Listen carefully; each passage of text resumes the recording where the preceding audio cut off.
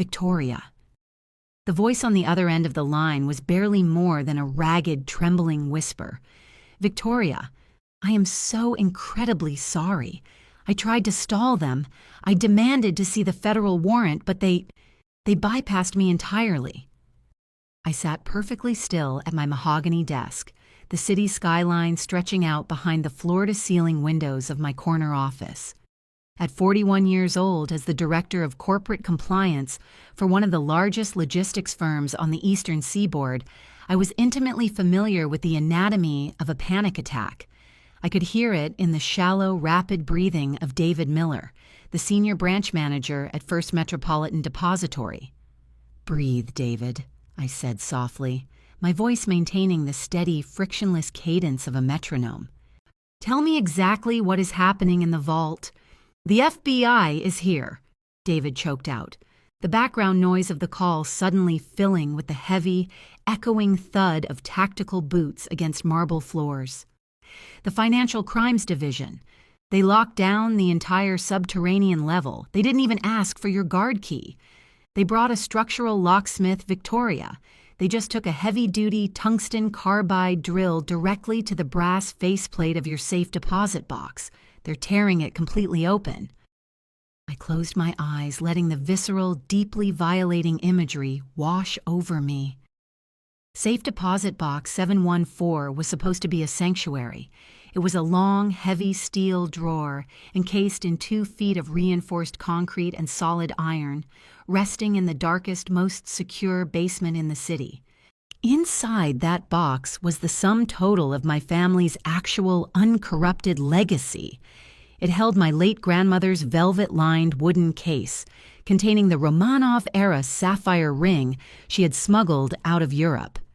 It held original birth certificates, the deed to a small lakeside cabin my grandfather built by hand, and a stack of fragile, sepia-toned photographs of ancestors who actually understood the meaning of integrity. And now, a team of federal agents in Kevlar vests was ripping it apart, their gloved hands rummaging through my grandmother's pearls, searching for the rot my parents had buried beside them. "Did they say what they were looking for, David?" I asked, though I already knew the answer with absolute, terrifying certainty. "Cash," David whispered, his voice cracking with a mixture of terror and profound confusion. "Victoria, I saw inside the box before they shoved me out of the vault. There were stacks of it. Bundles of $100 bills wrapped in industrial rubber bands, wedged right next to your grandmother's jewelry case. Hundreds of thousands of dollars in raw, undeclared currency. They're bagging it all as evidence. They handed me a seizure notice. Victoria, they think you're laundering money. Thank you for calling me, David. Do not speak to them without the bank's general counsel present," I instructed calmly and severed the connection. I didn't throw my phone across the room. I didn't break down into hysterical tears.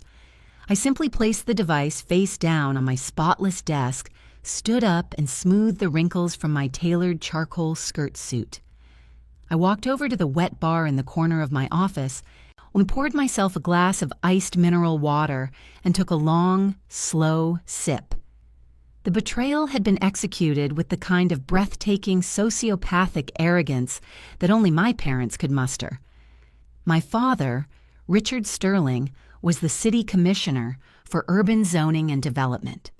My mother, Evelyn, was a high society philanthropist who spent her days hosting charity galas and her nights meticulously managing my father's alternative revenue streams. For a decade, Richard had essentially operated as a white-collar toll booth.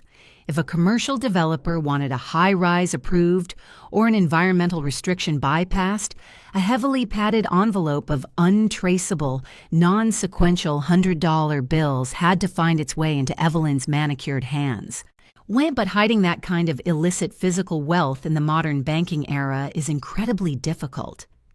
As a high-profile politician, Richard's domestic bank accounts, real estate holdings, and stock portfolios were subjected to rigorous annual audits by the State Ethics Committee. They couldn't put the bribe money in a traditional bank. They couldn't bury it in the backyard. They needed a blind spot, a financial black hole completely insulated from government scrutiny. They needed a patsy with an absolutely pristine, unimpeachable federal record. They needed their 41-year-old daughter. 3 years ago, I was hospitalized for a week with a severe case of bacterial pneumonia. In my feverish, exhausted state, I handed my parents my apartment keys so they could feed my rescue cat and bring my mail inside. My key ring also held the small or intricately cut brass key to First Metropolitan Box 714. I had trusted them.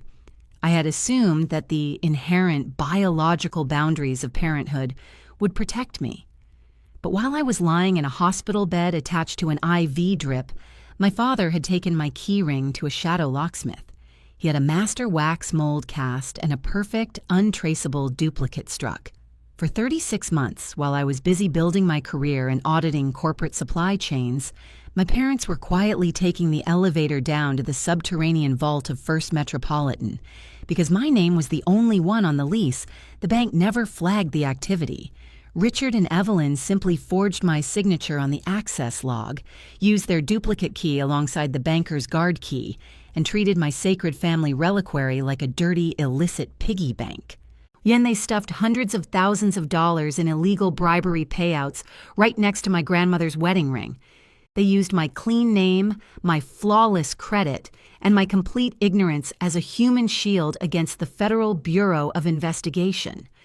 They knew that if the FBI ever tracked the money, the warrant would have my name on it, not theirs.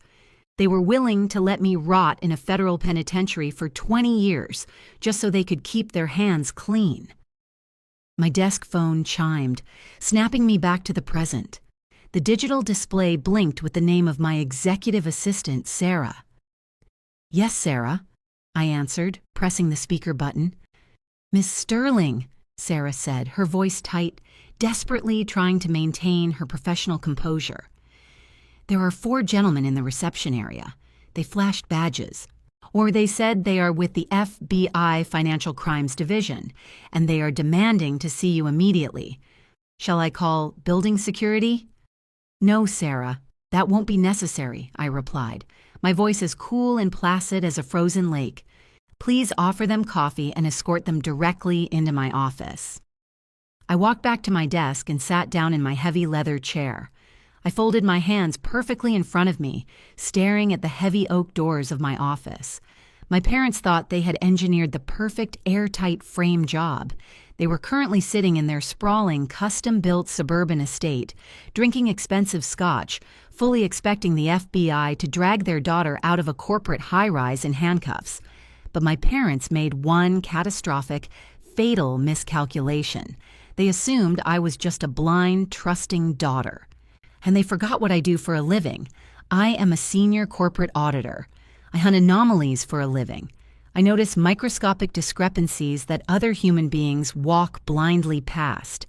And 8 months ago, when I visited my safe deposit box to retrieve my passport, I noticed that the tiny, microscopic layer of velvet dust on the interior hinge of my grandmother's jewelry box had been disturbed by a fraction of a millimeter.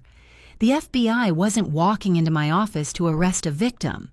They were walking into a meticulously prepared slaughterhouse. The heavy, solid oak doors of my corner office did not just open, they were breached. There was no polite knock. There was no hesitation. The doors swung inward with a violent, synchronized force that sent a rush of air across my mahogany desk, fluttering the edges of my quarterly compliance reports. Then my executive assistant, Sarah, stood in the hallway behind them, her face completely drained of color, her hands hovering nervously over her tablet. She looked as though she was about to witness an execution. 4 men walked into my office. They did not wear the tactical Kevlar vests of a SWAT raid, nor the windbreakers of a street-level bust. They wore impeccably tailored dark charcoal suits. They moved with the terrifying, frictionless synchronization of apex predators who were entirely accustomed to walking into the highest echelons of corporate America and completely dismantling them. The lead agent stopped exactly 3 feet from the edge of my desk. He was a tall, broad-shouldered man in his late 40s with a razor-sharp jawline, prematurely silver hair, and eyes that looked like chipped flint. He didn't blink. And he didn't offer a polite morning greeting. He simply reached into the breast pocket of his suit jacket, produced a worn leather credential case, and flipped it open, letting the heavy gold shield of the Federal Bureau of Investigation catch the ambient light from my floor-to-ceiling windows. "Victoria Sterling," he said. His voice was a low, resonant baritone that completely swallowed the hum of the city traffic outside. It wasn't a question. It was a gavel striking wood. "I am Supervisory Special Agent Jonathan Hayes, Financial Crimes Division. We need you to step away from your computer, keep your hands where we can see them, and stand up." The 3 agents behind him immediately fanned out, securing the perimeter of the room. One positioned himself blocking the oak doors. Another moved silently toward the floor-to-ceiling windows, or scanning the street below.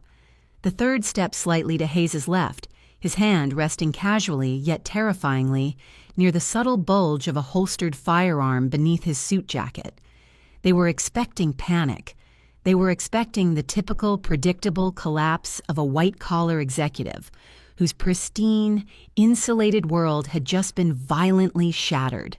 They expected me to hyperventilate, to demand a lawyer, to threaten them with my father's political connections, or to break down into hysterical, performative tears.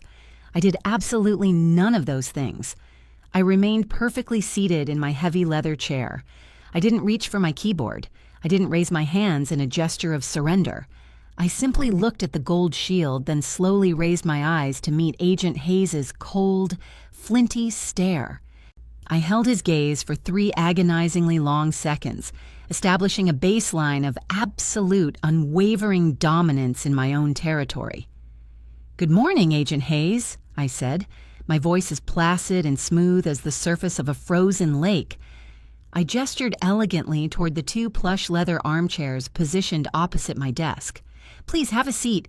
Can Sarah get you or your team a coffee? An espresso, perhaps? You look like you've had an incredibly busy morning."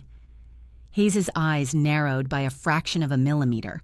The complete absence of fear in my voice momentarily jammed his psychological circuitry.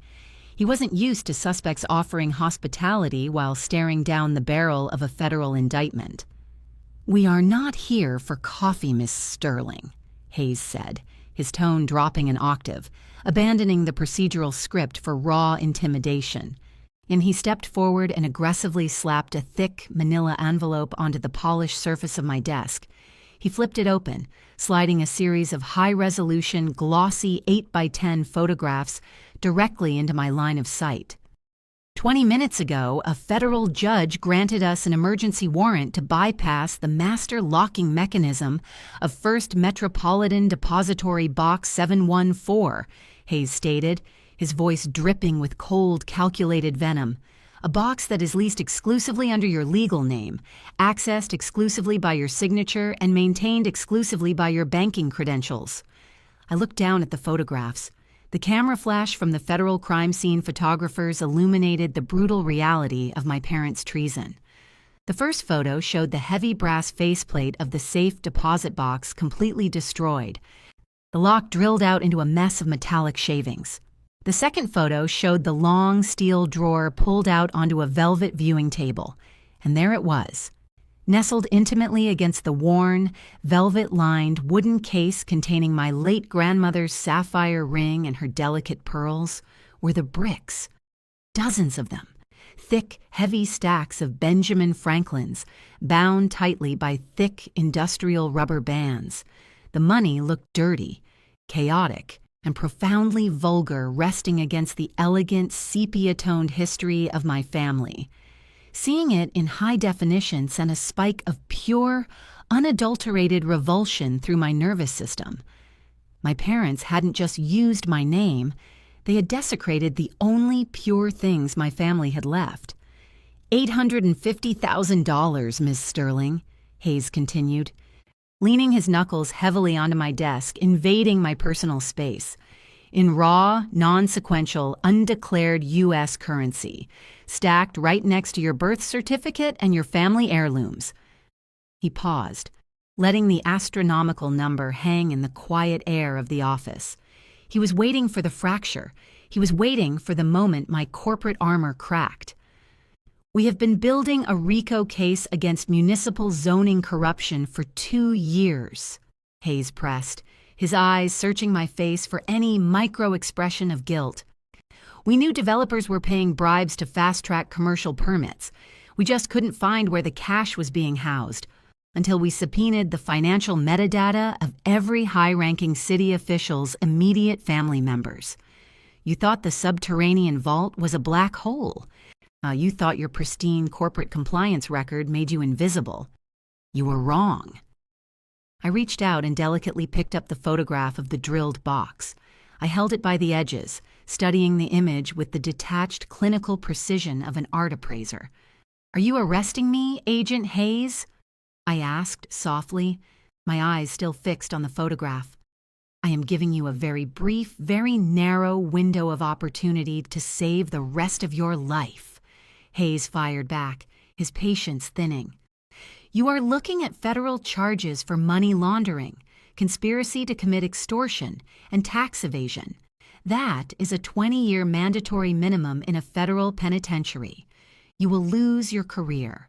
You will lose your license. You will be completely destroyed.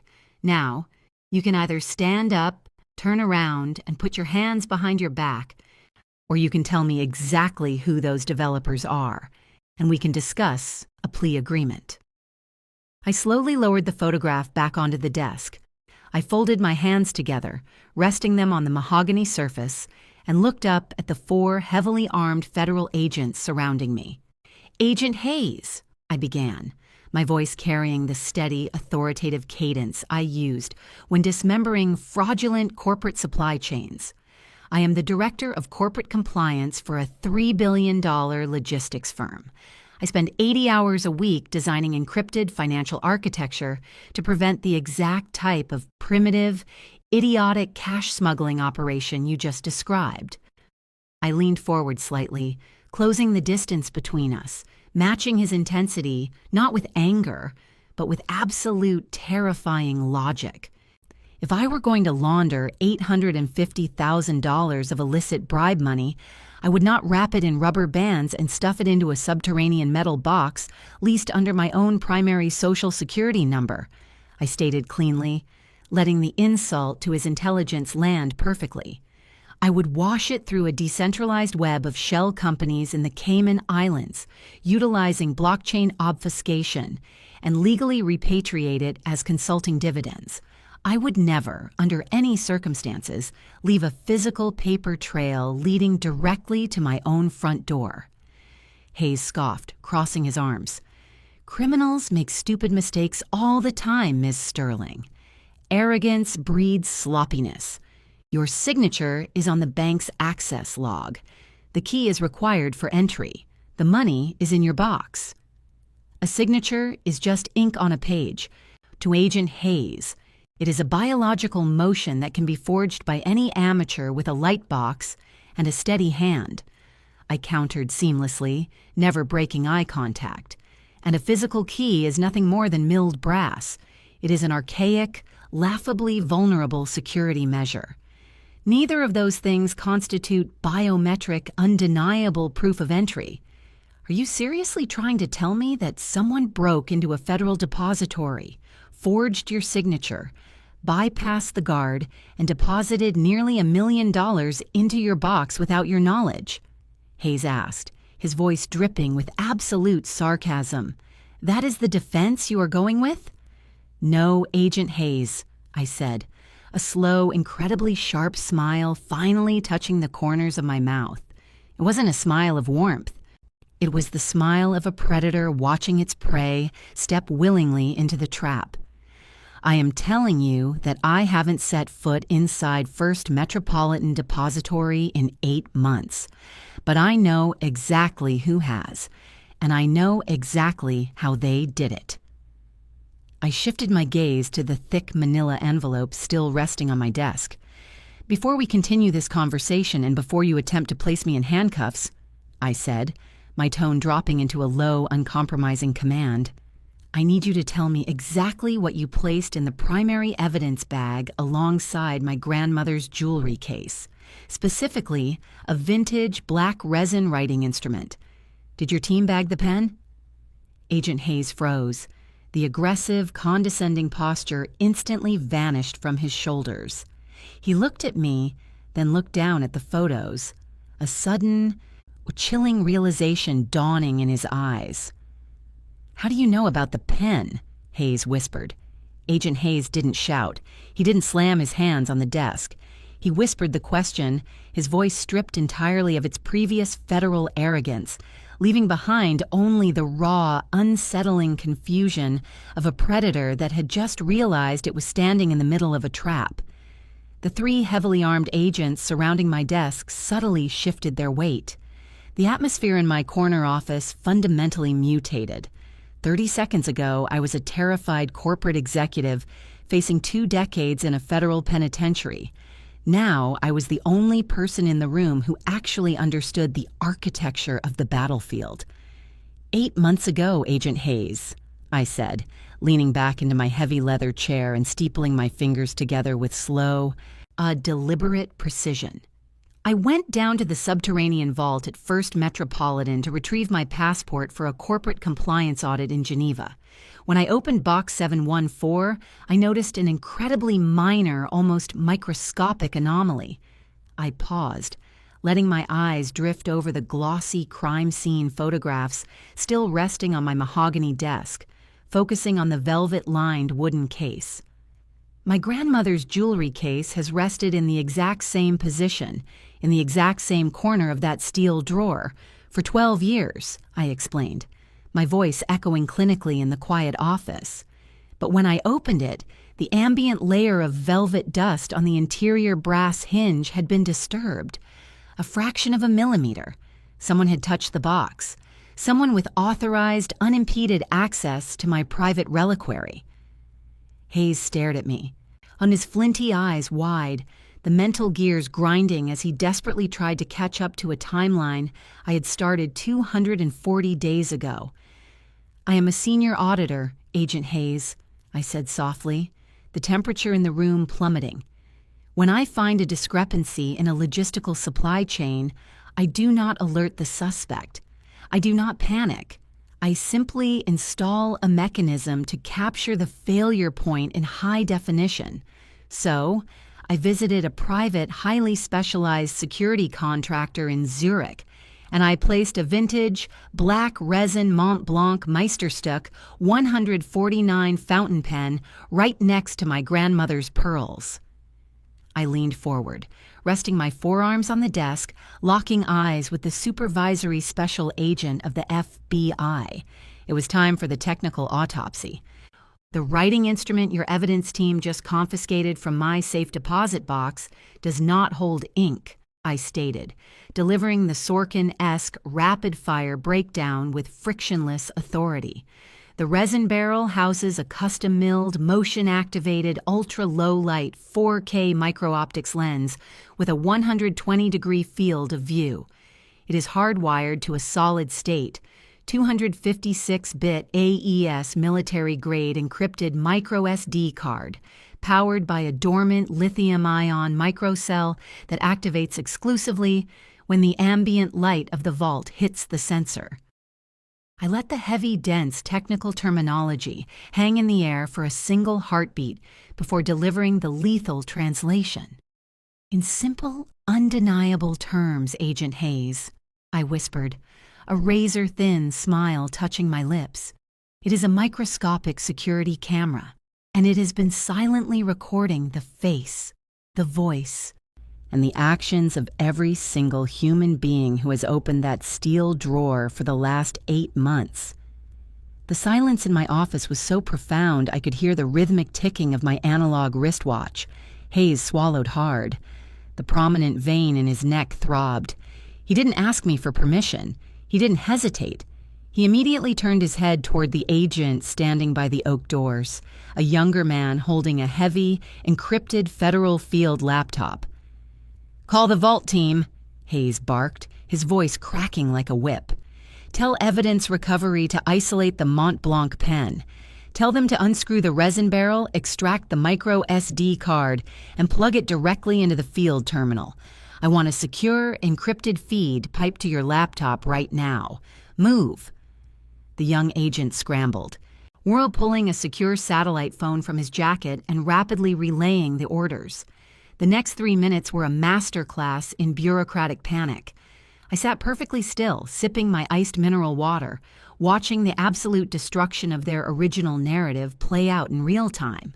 "Sir, the vault team has the card," the young agent announced, his fingers flying across the keyboard of his laptop as he set it down directly on my desk, facing Hayes. "It's a heavily encrypted partition. We can't crack a 256-bit AES in the field without the key." Hayes looked at me. He didn't demand the password. He looked at me with the quiet, terrifying realization that I was holding the leash, and he was the one fetching the evidence. "Alpha Romeo Tango 799er Bravo," I recited cleanly, not missing a single beat. Yeah, reciting the randomized alphanumeric sequence from memory. Capitalize the alpha and the bravo, # at the end. The young agent typed the decryption key. A heavy digital clack echoed from the laptop speakers as the partition shattered open. "I have a root directory," the tech agent breathed, his eyes scanning the screen.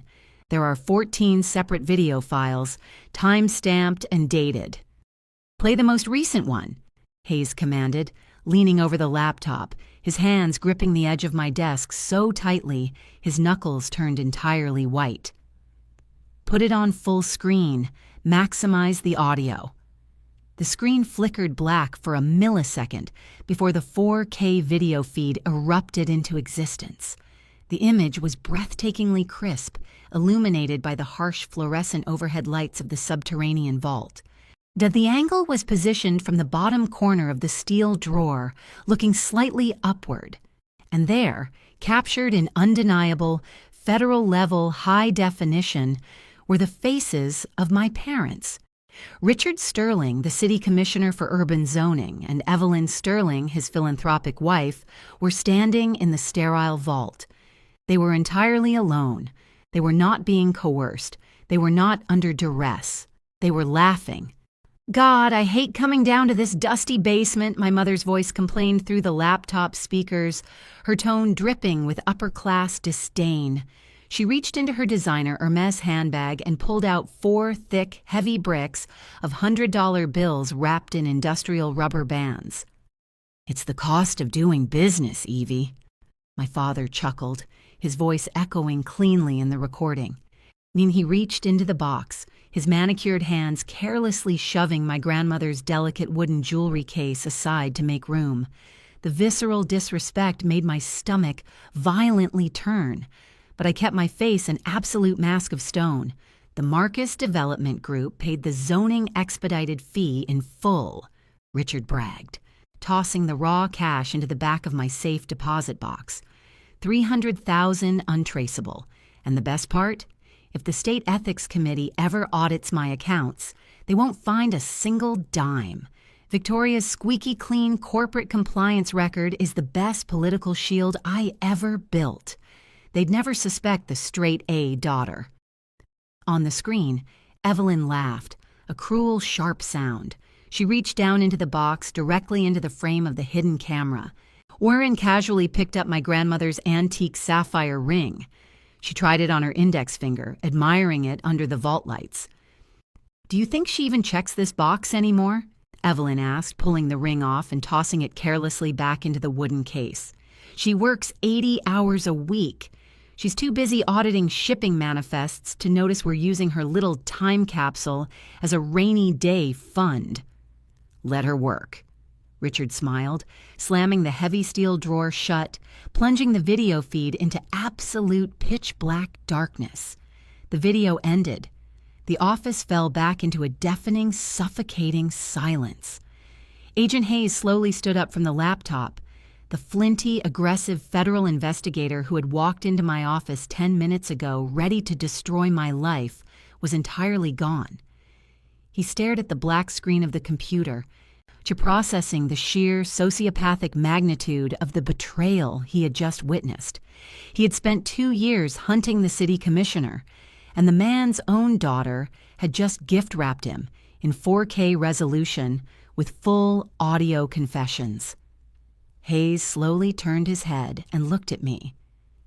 "They used your pristine federal record to shield a $1 million extortion ring," Hayes whispered, the absolute disgust evident in his voice. He looked at the crime scene photographs of the cash resting against my family heirlooms, finally understanding the true victim of the crime. They framed their own flesh and blood. They were going to let you take the fall. "Yes, Agent Hayes, they were," I said softly, closing the file folder on my desk with a definitive, clinical snap. I stood up from my leather chair, smoothing my charcoal skirt, reclaiming the absolute vertical authority of the room. "But as I mentioned earlier," I said, my voice dropping to a freezing, lethal whisper, "I am a senior corporate auditor. When I find a parasite in my system, I do not just document it, I eradicate it. Now, Agent Hayes, shall we discuss how you and I are going to arrest the city commissioner?" The silence in my corner office was no longer tense. It was entirely deferential. The 3 junior agents who just moments ago had been poised to forcefully place me in zip ties now looked at me as if I were a bomb technician who had just casually defused a nuclear warhead with a bent paperclip. Supervisory Special Agent Jonathan Hayes slowly reached out and closed the lid of the encrypted Federal Field laptop. He let out a long, heavy exhale. Soon it was the distinct sound of a man who had spent 2 agonizing years banging his head against a bureaucratic brick wall, only to watch that wall suddenly collapse into fine dust at his feet. "You let us execute a federal raid," Hayes said, his voice a mixture of absolute awe and profound professional respect. He ran a hand through his prematurely silver hair. "You knew they were using the box. You had the 4K video evidence 8 months ago. Why didn't you just walk into the J. Edgar Hoover building in Washington and hand my division the flash drive? Why let it get to the point where we drilled your vault?" "Because of the operational liquidity of a corrupt, entrenched politician, Agent Hayes," I replied smoothly, sitting back down in my heavy leather chair and delicately adjusting the cuffs of my charcoal blazer. "My father is a city commissioner with 3 decades of accumulated political power. He has dinner with federal judges. He plays golf with the district attorney." I leaned forward, resting my elbows on the mahogany wood, my voice dropping to a surgical, uncompromising precision. If I had simply mailed you an SD card, my father would have mobilized a small army of vicious appellate attorneys. He would have claimed the video was a deep fake generated by political rivals. Or worse, he would have claimed the cash was a legitimate anonymous campaign donation that he had temporarily stored in my box for safekeeping until he could properly declare it. He would have tied your division up in federal court for a decade, bleeding the taxpayers dry. I paused, letting my eyes lock onto his flinty stare, delivering the lethal technical autopsy of my own strategy. "I didn't just need you to see the crime, Agent Hayes. I needed you to establish an unbreakable, undeniable federal chain of custody. I needed your evidence recovery team to physically drill that brass faceplate, document the exact serial numbers of the raw currency, and bag it under a Title 18 seizure warrant before my father even realized he was under investigation." I let the heavy silence settle over the room before delivering the translation. "In simple, tactical terms," I said, a cold, razor-thin smile touching my eyes, "I couldn't just give you the proof. I had to let you empty his wallet first, so he couldn't afford to fight you when you finally put him in a cage." Hayes stared at me. A slow, dark, incredibly dangerous grin spread across his face. Now he reached inside his tailored suit jacket, pulled out his encrypted tactical radio, and looked at his 3 junior agents. "Stand down entirely," Hayes commanded, his voice ringing with absolute authority. "Ms. Sterling is not a suspect. She is the most valuable confidential informant this division has seen in a decade." He turned back to me, leaning his hip against the edge of my desk, crossing his arms. The dynamic had completely inverted. I was no longer the subject of an interrogation. I was the architect of the operation. "So, Director Sterling," Hayes murmured, a glint of predatory anticipation in his eyes. "How do you want to play this? I have enough probable cause right now to send a 20-man SWAT element to kick the mahogany doors of his estate off their hinges." "No," I said instantly, my tone sharp and dismissive. "If you raid the suburban estate, he immediately goes into politician mode. He calls his press secretary. He plays the victim of a partisan witch hunt for the 6 o'clock news. We do this quietly. We do this here, on my territory." I reached across the desk and pulled my smartphone toward me. "My father thinks I am currently being arrested," I explained, my voice turning frighteningly calm. "He is sitting at home, drinking expensive scotch, waiting for the bank manager to confirm that his daughter has taken the fall for his extortion ring. I am going to call him. I am going to tell him that I am terrified, that the FBI is tearing my office apart, and that I desperately need him." Hayes nodded slowly, instantly grasping the psychological warfare at play. "He'll come. Oh, he'll want to be in the room to make sure you don't accidentally say anything that implicates him. He'll come to manage the fallout and play the hero." "Exactly," I said, unlocking my phone. "And when he walks through those oak doors expecting to find a broken, hysterical daughter begging for a lawyer, you're going to introduce him to the Mont Blanc pen." I tapped the screen, dialed my father's private cell number, and put the device on speakerphone. The rhythmic dial tone echoed loudly in the quiet office. The 4 heavily armed FBI agents stood in absolute silence, watching a masterclass in corporate deception unfold. "Victoria," Richard's voice crackled through the speaker after the second ring. He sounded appropriately groggy, but the underlying, vibrating tension in his voice was unmistakable to anyone who knew him. He was acting. "Dad," I gasped. I didn't just speak the word. I shattered my vocal cords. I forced my diaphragm to contract rapidly, making my breathing sound shallow, ragged, and completely out of control, mimicking the exact physiological symptoms of a severe panic attack. I let a genuine tear of pure, focused adrenaline prick the corner of my eye, allowing the raw emotion to bleed directly into my voice. "Dad, please. You have to come to the office. Right now," I sobbed, gripping the edge of the mahogany desk so tightly my knuckles turned white, selling the physical reality of the terror. "Bring Mom, please." "Victoria, slow down. What is happening?" Richard demanded, adopting the perfect booming tone of a fiercely protective patriarch. "The FBI is here, Dad," I cried out, letting a note of absolute hysteria crack my voice. "They're in my office." "Tell," the bank manager called. "They drilled open box 714 at First Metropolitan. They said they found hundreds of thousands of dollars in cash. They think I'm laundering money, Dad. They have handcuffs. I don't know what to do." There was a pause on the line. It was just a fraction of a millisecond, but I heard it. I heard the microscopic exhale of profound, sickening relief from my father. It was the sigh of a monster realizing his human shield had successfully absorbed the bullet. "Do not say another word to them, Victoria," Richard commanded, his voice dripping with fake righteous indignation. "Invoke your right to counsel immediately. Your mother and I are getting in the car right now. We are 20 minutes away. I am going to call the police commissioner. Nobody touches my daughter. Do you hear me? Stay strong." "Please hurry," I whimpered pathetically, and then my finger tapped the red button, severing the connection. The fake tears vanished instantly. The ragged, hyperventilating breathing stopped.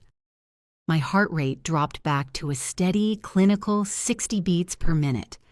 I smoothed my blazer, looked up at Agent Hayes, and my face became a mask of absolute terrifying stone. "The city commissioner is on his way," I stated flatly. 22 minutes later, the heavy oak doors of my office swung open again. My executive assistant, Sarah, didn't even try to stop them. Richard and Evelyn Sterling marched into the reception area with the breathtaking, blinding arrogance of the untouchable political elite. Richard was wearing a tailored navy suit and a silver tie, or the uniform of a man accustomed to giving orders and having the world immediately bend to his will. Evelyn was draped in a $1,000 cashmere trench coat, her face pinched into a flawless mask of maternal outrage. They burst into my office ready to perform the greatest theatrical production of their lives. They were entirely prepared to act horrified at the allegations, to threaten the FBI with political ruin, and to gently, tragically, watch their only daughter be hauled away to federal prison for a crime they had meticulously framed her for. But the scene they walked into was entirely catastrophically wrong. I was not in handcuffs. I was not crying. I was sitting perfectly straight behind my mahogany desk, my hands folded elegantly in front of me, looking completely serene. Our supervisory special agent Hayes was leaning casually against the edge of my desk, his arms crossed, watching the door with a predatory smirk. The encrypted field laptop was open, turned completely around so the screen faced the doorway. It was paused on a frozen, brilliantly clear 4K frame of Richard's face, laughing inside the subterranean vault, holding a brick of $100 bills. Richard stopped dead in his tracks. The polished leather of his expensive Italian shoes skidded slightly on the hardwood floor. Evelyn bumped into his back, letting out a sharp, confused gasp. "Victoria!" "What is this?" Richard demanded. His voice faltered. The booming, patriarchal authority suddenly evaporated from his chest as his brain desperately tried to process the visual anomaly in front of him. He looked at me, then at Hayes. "Agent, I am City Commissioner Richard Sterling. I demand to know why you are harassing my daughter." Agent Hayes didn't say a word. He didn't need to. He simply looked at me, deferring the floor to the true authority in the room. I stood up slowly. I walked around the edge of my heavy mahogany desk, the heels of my shoes clicking rhythmically against the floor, until I was standing exactly 2 feet in front of the man who had traded my freedom for a stack of dirty cash. "They aren't harassing me, Dad," I said, my voice completely devoid of emotion, a cold surgical instrument preparing to make the final cut. "They're just returning some of Grandmother's jewelry, although they did have a few questions about the Mont Blanc pen." The Mont Blanc pen. Richard's brain, accustomed to decades of slick political maneuvering and backroom municipal deals, stalled completely. He stared at me, his brow furrowing, desperately trying to contextualize the writing instrument I had just mentioned. Then, slowly, agonizingly, his gaze drifted back to the encrypted federal field laptop resting on my mahogany desk. I didn't give him time to formulate a lie. I didn't give him the oxygen to spin a political narrative. I simply reached past Agent Hayes, extended my index finger, and tapped the spacebar. The 4K video feed roared to life in the dead silence of my corner office. The audio was pristine, captured by the high-fidelity microphone hidden inside the resin barrel of the pen. The sound of my parents' voices, arrogant, mocking, and deeply incriminatory, bounced off the floor-to-ceiling windows. The Marcus Development Group paid the zoning expedited fee in full. Richard's digital voice bragged through the laptop speakers, perfectly synchronized with his high-definition image, tossing the rubber-banded bricks of $100 bills into my safe deposit box.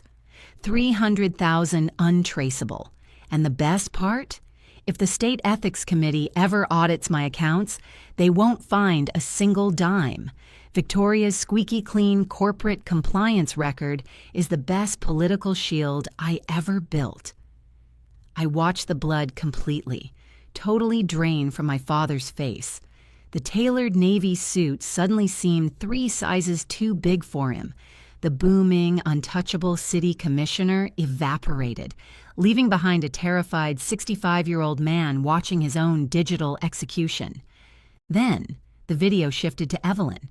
Her clear, then cruel laughter filled the room as she picked up my grandmother's antique sapphire ring, trying it on her finger under the harsh vault lights. "Do you think she even checks this box anymore? She works 80 hours a week.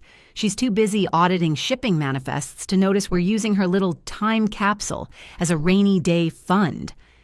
Evelyn physically staggered backward.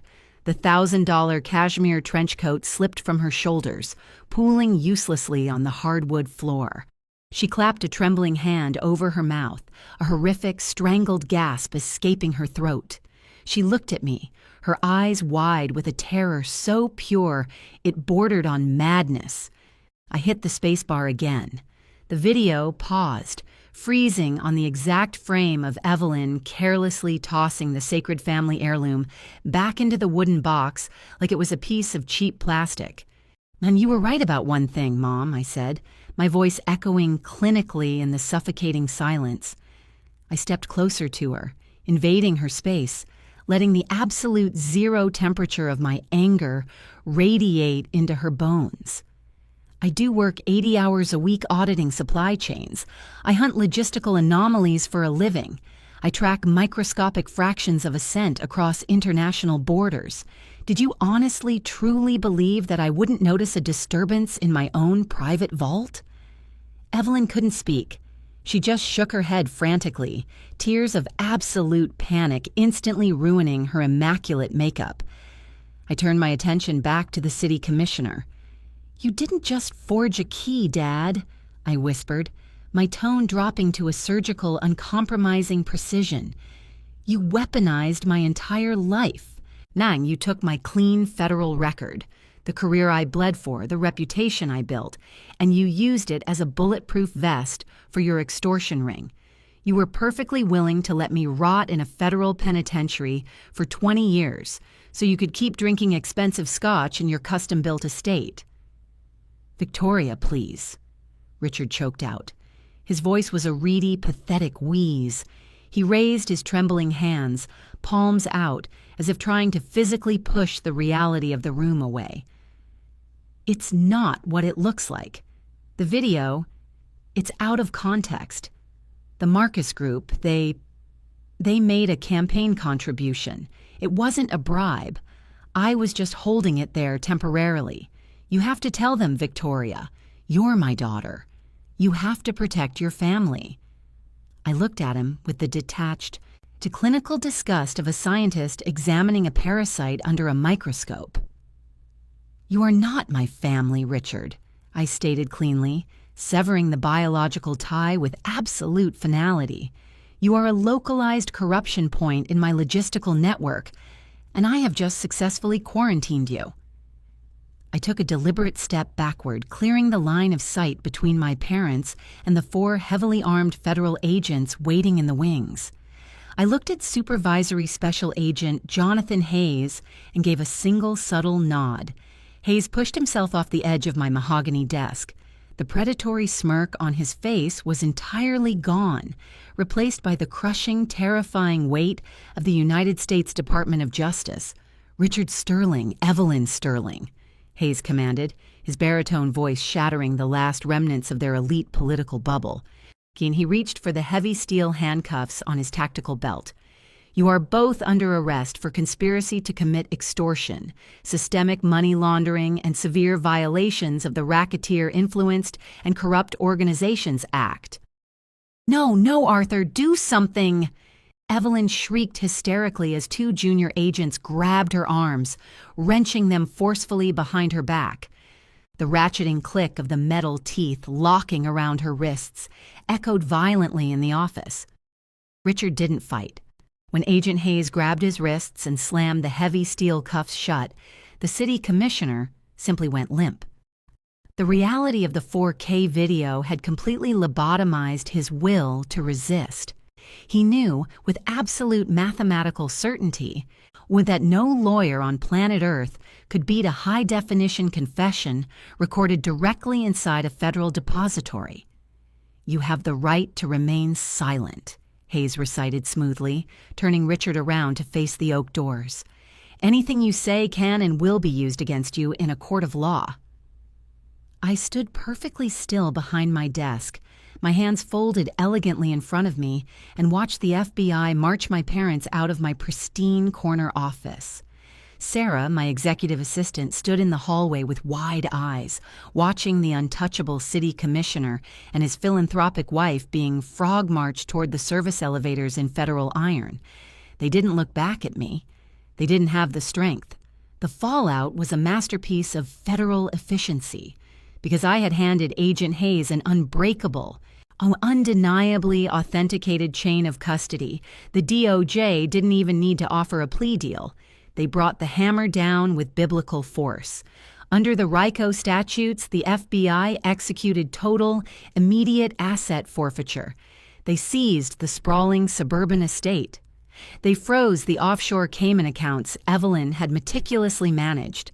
They auctioned off the luxury cars, the country club shares, and the art collection.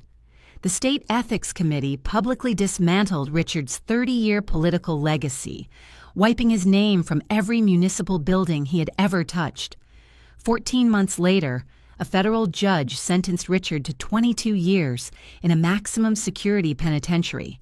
Evelyn, entirely unable to handle the brutal reality of a women's correctional facility, who turned state's evidence against 3 other corrupt city officials just to secure a reduced 15-year sentence. They were permanently, hopelessly ruined. As for me, First Metropolitan Depository issued a profound, groveling apology for the security breach. They paid for a new, state-of-the-art titanium vault door and completely restored my grandmother's jewelry case. The logistics firm I worked for didn't fire me. In fact, the board of directors was so deeply terrified and simultaneously impressed by my ruthless surgical destruction of a sitting city commissioner that they promoted me to chief risk officer just 3 weeks later. I sit in the exact same corner office. The mahogany desk is spotless. The floor-to-ceiling windows still overlook the city I helped clean up, and my federal record remains absolutely flawlessly pristine. Where if your own parents stole your keys, violated your most sacred private sanctuary, and used your clean name to hide $1 million of illegal federal bribe money, would you have given them a chance to explain themselves?